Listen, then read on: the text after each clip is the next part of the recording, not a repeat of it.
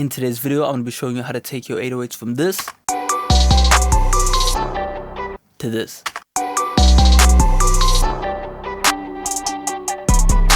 Oh buddy, what is up everybody? It is your boy Farai. Thank you once again for tuning into another video. Today I'm going to be showing you how to mix some god tier 808s, so definitely make sure to smash the like and stick around.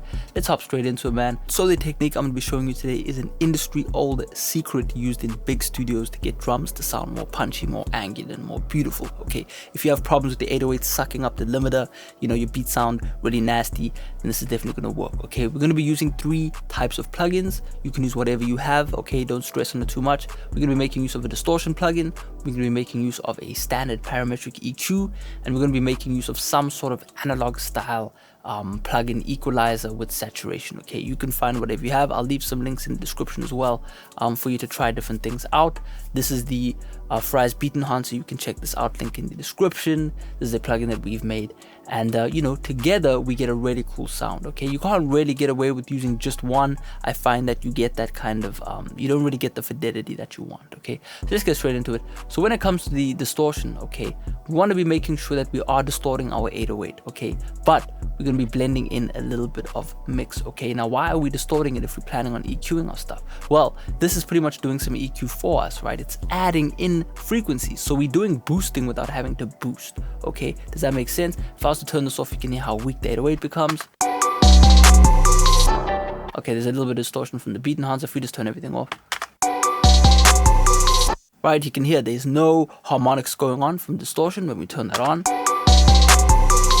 right, we get a little bit of distortion, but now once we add in those other elements, right, we get that beautiful sound. So what I do is I first distort it, then I put up an equalizer, and I use this equalizer to only subtract. Okay, can you see how we've added with the distortion?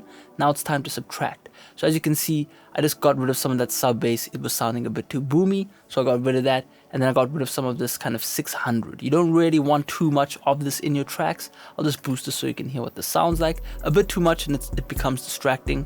It kind of fills up the space where the instruments are. You don't want that, right? You don't want your listener or your artist that's rapping over the beat to be distracted by the kind of you know, aftermath of the distortion, right?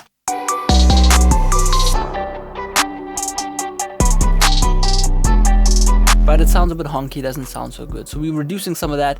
Again, mess around, but it's generally going to be in this range with 808s. Okay, and then after that, what we do is we add in a analog style plugin. You can use a pull text style plugin. I like the Beat Enhancer simply because we've got the input transformer, which really like distorts the 808 even more.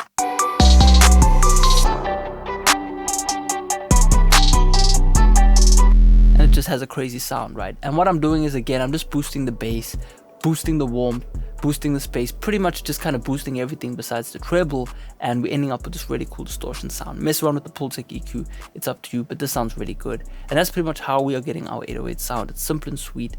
You want to be making sure with your analog EQ, you're boosting the bass, boosting the warmth, and you're going to get a pretty cool result. Again, I'm doing the same thing in a way with a snare, right?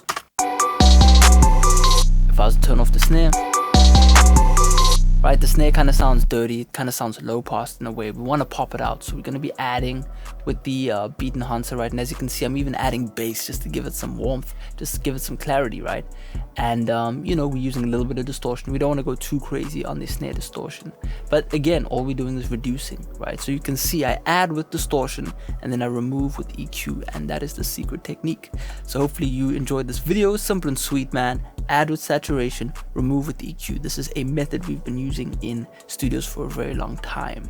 So hopefully you enjoyed this video. Definitely make sure to smash like and subscribe.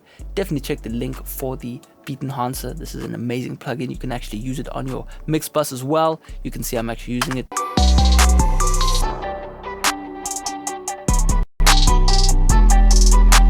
And I'm really just using that input transformer to kind of fill up the mix, give it some kind of fatness. But yeah, man, hopefully you enjoyed the video. I'll check you next time. Peace out.